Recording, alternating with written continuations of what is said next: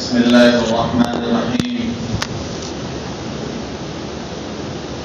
الحمد لله رب العالمين،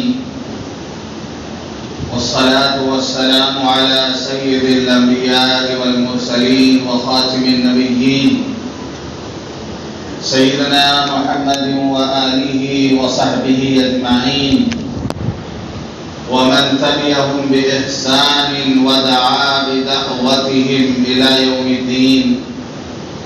أما بعد، أعوذ بالله من الشيطان الرجيم. بسم الله الرحمن الرحيم. شهر رمضان الذي أنزل فيه القرآن هدى للناس وبينات من الهدى والفرقان. صدق الله العظيم. اللهم صل على محمد وعلى آل محمد وبارك وسلم. میرے بھائیوں، بزرگوں، دوستوں، رمضان المبارک کا مہینہ یہ قرآن کا مہینہ ہے. تمام آسمانی صحیفے قرآن مجید کا نزول رمضان المبارک میں ہوا. رمضان کا اور قرآن کا چولی دامن کا ساتھ ہے. اسی لیے تراویح کو مشروع کیا گیا کہ تراویح میں قرآن مجید پڑھا اور سنا جائے، دن میں قرآن کی تلاوت کی جائے. یہاں تک کہ حدیث پاک میں آتا ہے، حدیث قدسی ہے، اللہ فرماتا ہے من شغلہ القرآن عن ذکری و مسئلتی آتیتہ افضل ما اوتی السائلین. جس شخص کو قرآن کی تلاوت، ذکر کرنے سے، دعا کرنے سے روکے رکھے. ذکر کی بڑی فضیلت ہے. اللہ فرماتا فاذکرونی اذکرکم، تم مجھے یاد کرو میں تمہیں یاد کروں گا. ایسے ہی اللہ سے مانگنا، اللہ سے دعا کرنا، اس کی بھی بڑی فضیلت ہے. فرمایا گیا الدعاء مخ العبادہ، دعا عبادت کا مغز ہے. الدعاء هو العبادہ، دعا عین عبادت ہے. لیکن اگر کوئی شخص ایسا ہے کہ وہ ہر وقت قرآن کی تلاوت میں مشغول ہے، قرآن کی تلاوت میں مشغولی کی وجہ سے وہ ذکر نہیں کر پا رہا. اگر وہ کسی سے مرید ہے، شیخ نے اس کو تسبیح بتا رکھی ہے کہ صبح شام یہ تسبیح پڑھنا ہے، لیکن رمضان المبارک میں وہ تلاوت میں مشغول ہے، وہ ذکر نہیں کر پا رہا، وہ دعا نہیں کر پا رہا، تو اللہ فرماتا ہے جس کو قرآن مشغول رکھے میرے ذکر سے، سوال کرنے سے، میں اس کو ان لوگوں سے زیادہ دوں گا جو ذکر کرتے ہیں، جو دعا کرتے ہیں. یعنی جو ذکر میں مشغول ہے، جو دعا میں مشغول ہے، اور جو شخص قرآن مجید کی تلاوت میں مشغول ہے، تو اس کو اللہ دعا کرنے اور سوال کرنے اور مانگنے کا بھی اجر اللہ اس کو عطا فرمائیں گے. وہ محروم نہیں رہے گا ان چیزوں سے. کیوں؟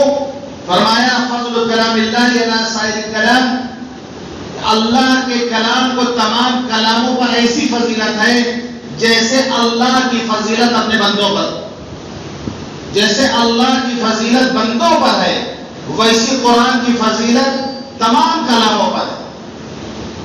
کلاموں کا سردار ہے قرآن مجید. تو ہمیں زیادہ سے زیادہ قرآن کی تلاوت کرنی چاہیے. حدیث پاک میں آتا ہے، حدیث راوی حضرت عبداللہ ابن عباس رضی اللہ عنہ، وہ فرماتے ہیں کہ رسول اللہ صلی اللہ علیہ وسلم خیر کی بخشش میں اور مخلوق کو نفع پہنچانے میں تمام بندوں میں سب سے فائد تھے. ہر ایک کو آپ نفع پہنچاتے تھے. سب سے زیادہ فائد تھے آپ نفر ثانی میں۔ رمضان مبارک کی ہر رات میں جبریل امین آپ سے ملاقات کرتے، آپ ان کو قرآن مجید سناتے تھے۔ روزانہ ہر رات میں رمضان کے جبریل امین آپ کے پاس آتے، آپ ان کو قرآن سناتے تھے۔ تو اس ملاقات کا یہ اثر ہوتا تھا کہ آپ کی خیر کی بخشش کی صفت میں اور نفع رسانی کی صفت میں تیز ہواؤں سے زیادہ تیزی آ جاتی تھی، یعنی رمضان مبارک میں آپ کی بخشش اور بڑھ جاتی تھی، مخلوق کو نفع رسانی کی صفت اور اضافہ ہو جاتا تھا، یہاں تک کہ تیز ہواؤں سے زیادہ تیزی آ جاتی تھی۔ تو یہ وجہ کیا تھی کہ آپ حضرت جبریل امین کو قرآن پڑھ کے سناتے تھے، حضرت جبریل سے گویا قرآن کا دور آپ کرتے تھے، قرآن سناتے تھے۔ ہمیں بھی موقع ملتا ہے، دن میں تلاوت کرنے کا موقع ملتا ہے اور رات میں تراویح میں قرآن مجید سننے کا موقع ملتا ہے۔ حدیث پاک میں آتا ہے کہ رمضان اور قرآن یہ قیامت کے دن یہ بندے کے لیے سفارش کرے گا اللہ کے حضور میں، اللہ کے حضور میں روزہ سفارش کرے گا، قرآن سفارش کرے گا۔ روزہ کہے گا یقول الصیام ای ربی انی منعت الطعام والشہوات بالنہار فشفعنی فیہ، اے میرے رب میں نے اس بندے کو دن میں کھانے پینے سے نفسانی خواہشات پوری کرنے سے روکے رکھا، اس کے حق میں میری سفارش قبول فرما۔ یقول القرآن، قرآن کہے گا انی منعت النوم باللیل فشفعنی فیہ، میں نے اس کو رات میں سونے سے روکے رکھا، میری وجہ سے رات میں سویا نہیں، تراویح میں مشغول رہا، میں نے اس کو رات میں سونے سے روکے رکھا، فشفعنی فیہ، اس کے حق میں میری سفارش قبول فرما۔ آگے حدیث کا جملہ ہے فیشفعان، اللہ ان دونوں کی شفاعت قبول فرمائے گا، دونوں کی سفارش قبول کی جائے گی۔ تو تراویح، اسی لیے تراویح کہتے ہیں، اس حدیث سے پتہ چلتا ہے تراویح اس نماز کو کہتے ہیں، قیام رمضان اس نماز کو کہتے ہیں جو نیند سے پہلے ہو، عشاء کی نماز کے بعد سونے سے پہلے جو نماز پڑھی جاتی ہے جس تراویح کہا جاتا ہے، کیونکہ یقول القرآن منعت النوم، قرآن کہے گا کہ ہم نے اس کو سونے سے روکے رکھا، تراویح میں مشغول رکھا اس کو، یہ بندہ تراویح میں مشغول تھا، تراویح میں قرآن سنتا تھا۔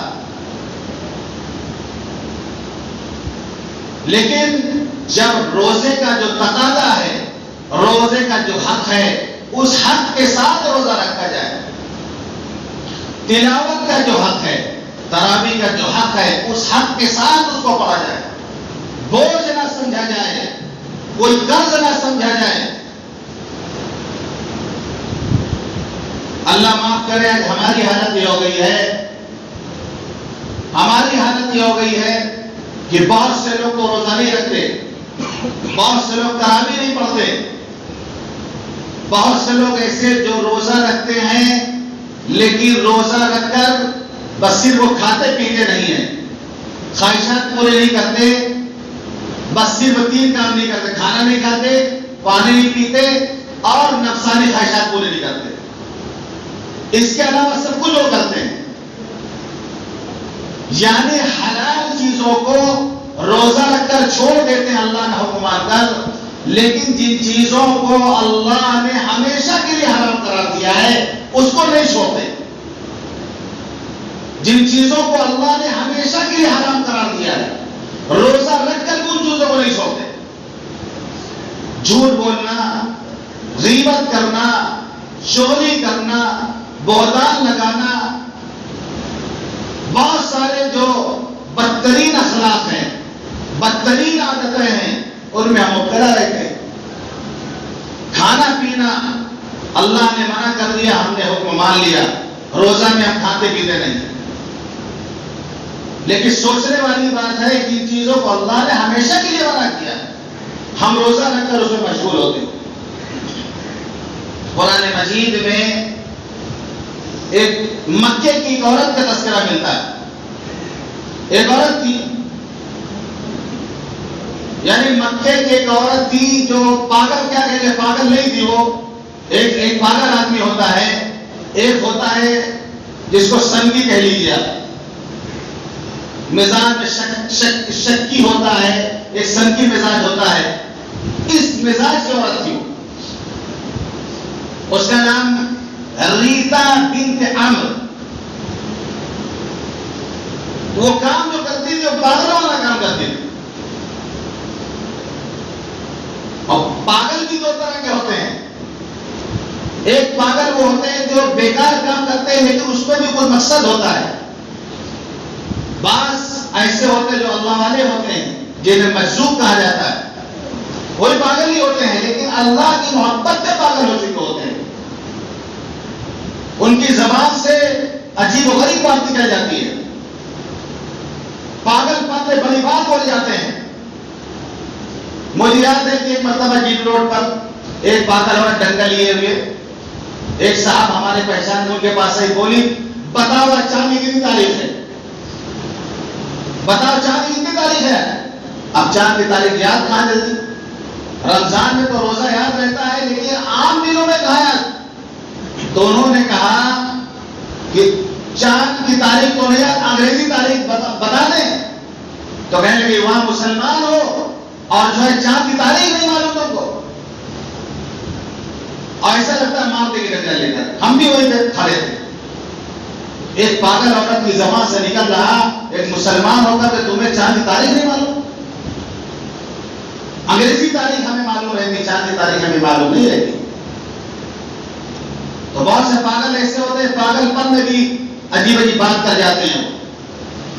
ہارون رشید کے زمانے میں ایک مجذوب تھے، بہلول نام کے، بہلول نام تھا ان کا، ان کی بڑی قیمتی باتیں ملتی ہیں لیکن تھے پاگل، وہ بچے ستایا کرتے تھے، دوڑایا کرتے تھے، بچے پیچھے لگے رہتے تھے ان کے،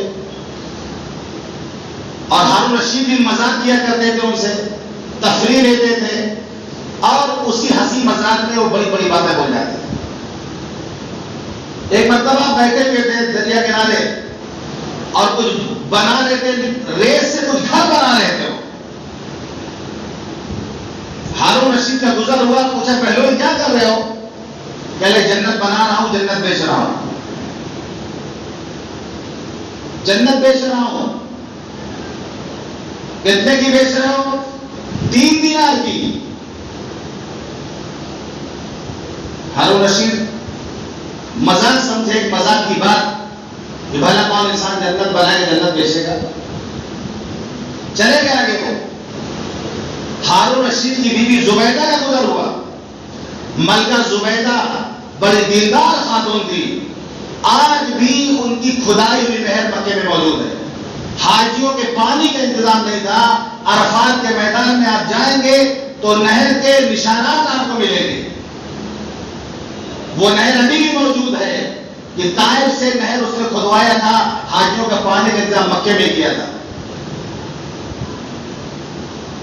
زبیدہ نے پوچھا بہلول یہاں پہ کیا کر رہے ہو؟ کہہ لے جنت بیچ رہا ہوں۔ پوچھا کتنے کی بیچ رہے ہو؟ کہہ لے 3 دینار کی۔ فوراً 3 دینار نکال کے زبیدہ نے دے دیا، 3 دینار زبیدہ نے دے دیا اس کو۔ رات ہوئی، ہارون رشید سوئے تو خواب میں جنت دیکھ رہے، خواب میں دیکھ رہے خوبصورت محل ہے، اس پر زبیدہ کا نام لکھا ہوا ہے، اس پر زبیدہ کا نام لکھا ہوا ہے۔ جب بیدار ہوئے تو معاملہ سمجھ میں آیا کچھ، بھاگے بھاگے بہلول کو ڈھونڈ رہے کہ کہاں ملیں گے وہ۔ دیکھا بہلول والے جگہ بیٹھے وہی کام کر رہے ہیں۔ پوچھا بہلول کیا کر رہے ہو؟ پہلے کہ جنت بنا رہے، جنت بیچ رہے ہیں۔ کتنے کی ہے؟ دام کیا ہے؟ تمہاری پوری سلطنت اس کی قیمت ہے۔ کہنے لگے کل تو 3 دینار کی بیچ رہے تھے اور آج پوری سلطنت مانگ رہے ہو۔ فرمایا کل بنا دیکھے تھی، آج دیکھ کے آئے ہو، آج دیکھ کے آئے ہو، اس لیے پوری سلطنت ہوگی تب جنت ملے گی۔ پھر محسوب ہو، اس طرح کے واقعات ملتے ہیں۔ مکے کی عورت تھی، وہ سنگی مزاج، وہ کیا کرتی تھی؟ صبح سے کام میں لگتی تھی، سود کاٹتی تھی، بھیڑ کا بال، اونٹ کا بال، اس کو لے کر کے وہ سود کاٹتی تھی، کھجور کی چھال سے سود کاٹتی تھی، خود بھی محنت کرتی، دوسری عورتوں سے محنت کرواتی، اپنی باندیوں سے بھی کام کرواتی، صبح سے لے کے کام بیٹھتی تھی، وہ سود کاٹتے کاٹتے دوپہر جب ہو جاتی تو دوپہر کے بعد وہ سارا کاٹا ہوا سود پھر سے کھول کے خراب کر دیتی تھی، روزانہ کا اس کا معاملہ تھا۔ صبح سے خود محنت کر رہی، سہیلیوں سے محنت کرا رہی، باندیوں سے محنت کرا رہی، دوپہر کے بعد جتنا سود صبح سے کاٹا گیا تھا دوپہر کے بعد سب کو پھر سے جو بٹی ہوئی رسی ہوتی تھی سب کو کھول کے برابر کر دیتی تھی، یہ اس کا کام تھا۔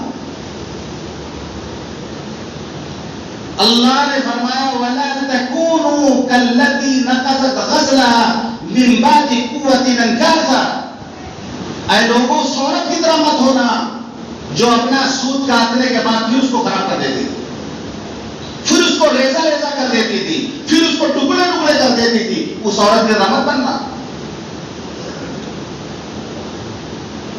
یعنی اگر کسی سے کوئی وعدہ کرو اس وعدے کو پورا کرو، کوئی کام کرو تو مکمل ڈھنگ کے ساتھ کرو، اچھے طریقے سے کرو، مضبوطی کے ساتھ کرو۔ وَلَا تَكُونُوا كَالَّتِي نَقَضَتْ غَزْلَهَا مِن بَعْدِ قُوَّةٍ أَنكَاثًا، اس عورت کی طرح مت ہو جانا۔ آج ہم دیکھیں وہ تو ایک پاگل عورت تھی جس کا تذکرہ ملتا ہے، مزاج میں شک تھا اس کے، وہ ایک سنکی عورت تھی جو ایسی حرکت کرتی تھی۔ ہم پڑھے لکھے ہیں، ہم بہت باشعور ہیں، دماغ بھی ہمارے پاس خوب ہے، اس کے بعد ہم حرکت وہی عورت والی کر رہے ہیں، رمضان میں وہی حرکت رمضان میں ہم کر رہے ہیں، روزہ رکھ رہے ہیں، سحری حلال مال سے کر رہے ہیں، عمدہ سے عمدہ نعمتیں سحری میں ہم کھا رہے ہیں۔ قربان جائیے، اللہ اکبر۔ حدیث پاک میں آتا ہے ان اللہ و ملائکتہ یصلون علی المتسحرین، جب آدمی سحری میں اٹھتا ہے، سحری کھاتا ہے، کوئی نہاری پوری کھا رہا، کوئی دودھ پاروٹی کھا رہا، کوئی مکھن پاروٹی کھا رہا، کوئی بستر پر بیٹھا بیگم سے کہہ رہا اٹھنے کا دل نہیں کر رہا، لا یہی چلنچیرا کھلا کر کے کوئی دودھ پیوے، وہی پر مار آ رہا اور وہی بستر پر بیٹھا بیٹھا پراٹھا کھا رہا ہو، چائے پراٹھا وہیں بیٹھ کے کھا رہا، وہ کھانا کھانے میں مشغول ہے۔ قربان جائیے، اللہ فرماتا ہے حدیث پاک میں آتا ہے کہ فرشتے اس کے لیے مغفرت کی دعا کرتے ہیں۔ ایسا ملے گا کہیں آپ کو کہ آپ کھانا کھا رہے ہو اور آپ کی مغفرت کے لیے دعا کی جا رہی ہو؟ آپ بریانی کھا رہے ہو، آپ کی مغفرت کے لیے دعا کی جا رہی ہو؟ لیکن رمضان مبارک کا مہینہ ہے، کھانا کھا رہے ہیں آپ، اپنی ضرورت پوری کر رہے ہیں آپ، سحری کھا رہے ہیں آپ، اور فرشتے آپ کی مغفرت کی دعا کرتے ہیں۔ افطار جب لگتا ہے سامنے،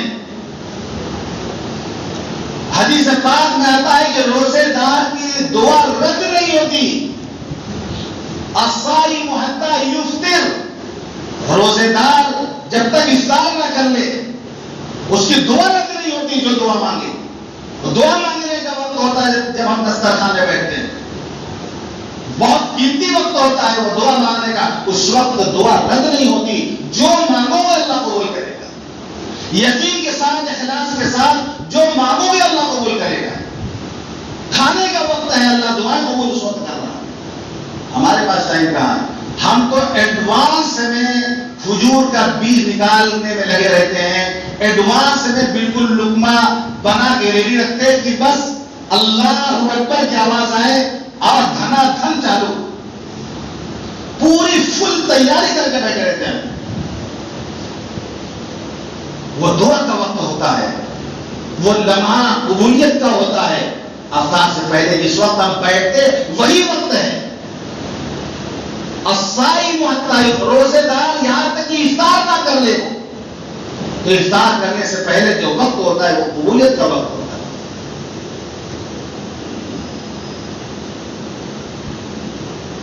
ہم حلال مال سے سحری کھا رہے ہیں, حلال مال سے افطار بھی ہم کر رہے ہیں, لیکن دن میں ایسا کام کر جاتے ہیں پورا روزہ کا جو ثواب تھا وہ غارت ہو جاتا ہے, کوئی ثواب نہیں ملتا.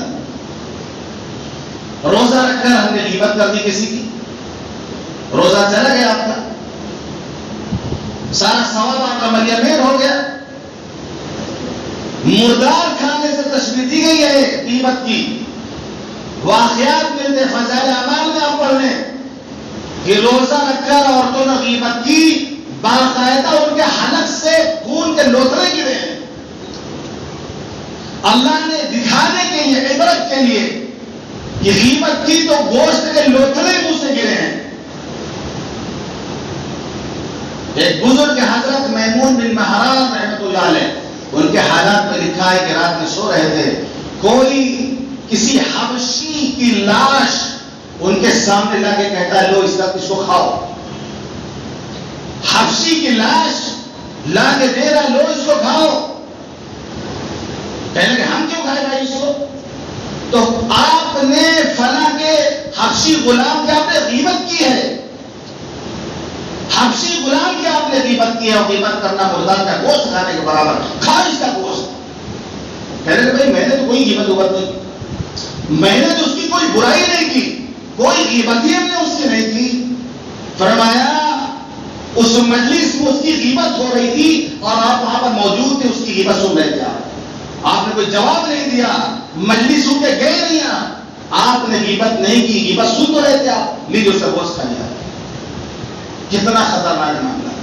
انہوں نے غیبت نہیں کی تھی, غیبت ہو رہی تھی, اس مجلس میں موجود تھے, خالی وہاں سے اٹھ کے نہیں گئے. اگر کسی مجلس میں ہم ہوں, کسی کی غیبت ہو رہی ہو, ہم منع کرتے ہیں اس کو کہ بھائی یہاں غیبت مت کرو کسی کی. نہیں منع کر سکتے تو کم از کم اس مجلس سے اٹھ کر چلے جائیں اپنے گھر, نہ بیٹھے اس مجلس میں.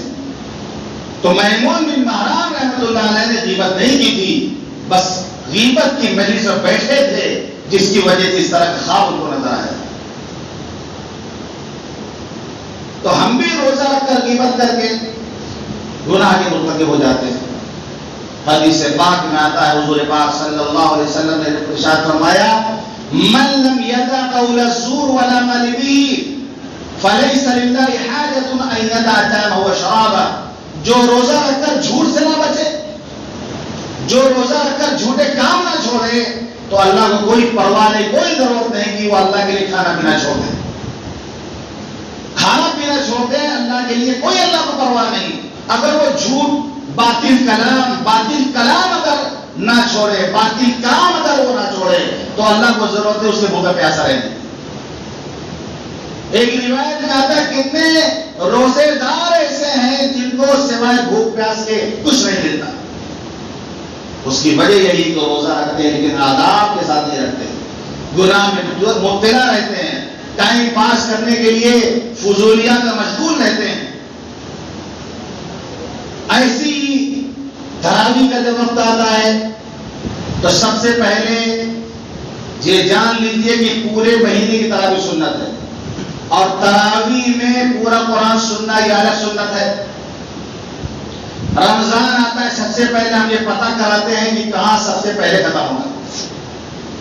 سب سے پہلے 5 دن میں 10 دن میں کہاں ختم ہوگا معلوم ہوتا ہے, ہم اس میں شریک ہوتے ہیں.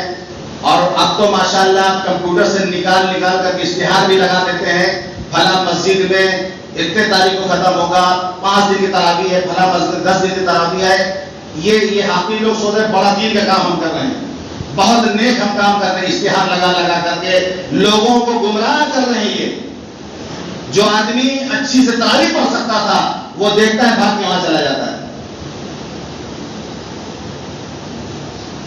ایک شکل ہے, خالی ایک شکل ہے, 5 دن 10 دن میں قرآن وہی سن سکتا ہے جس کی یہ نیت ہو کہ ہم کو رمضان میں تراویح میں 2 یا 3 قرآن سننا ہے.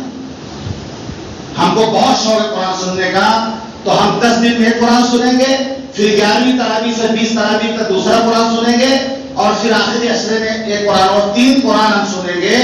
اس لیے ہم 10 دن کی تراویح پڑھنے جا رہے ہیں. ایک ہی شکل ہے تعلیم، جس کو 2-3 قرآن سننا ہو اس کے لیے. ہم یہ سوچیں کہ ہم 10 دن میں قرآن پڑھ کر کے اور فارغ ہو جائیں گے تراویح سے، ہم تراویح چھوڑ دیں گے، ہم تراویح نہیں پڑھیں گے. یہ بہت غلط بات ہے، بہت غلط سوچ ہے.